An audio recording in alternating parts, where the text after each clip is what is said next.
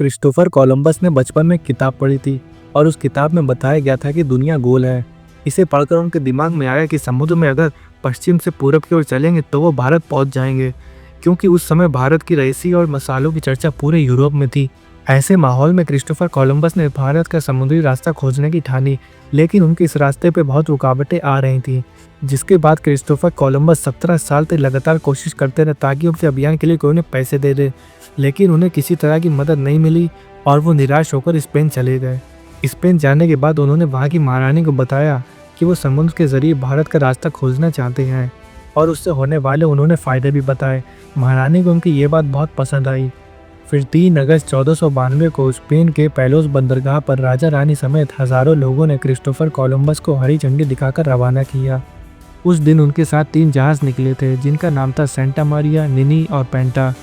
आखिरकार लंबी यात्रा के बाद 10 अक्टूबर को उनके 70 दिन पूरे हो गए और उन्हें एक उड़ती हुई चिड़िया नजर आई। उन्हें लगा कि वो गल्फ के खाड़े में पहुंच गए हैं और 12 अक्टूबर को रात 2 बजे जहाज़ी चिल्लाने लगे ज़मीन ज़मीन, और जहाज़ पे खुशी का माहौल बन गया। जहाज़ जब रुका तो क्रिस्टोफर कोलंबस सबसे पहले उस ज़मीन पर उतरे। उन्हें लगा कि वो इंडिया पहुंच चुके हैं और उन्होंने वहाँ के लोगों को इंडियंस कहा। इसलिए दक्षिण अमेरिका के लोगों को आज भी रेड इंडियंस कहा जाता है। वहाँ के स्थानीय लोगों ने उनका स्वागत किया और उपहार में सोने चांदी भी दिए। कोलंबस वहाँ से भारी धन संपदा लेकर वापस स्पेन लौटे।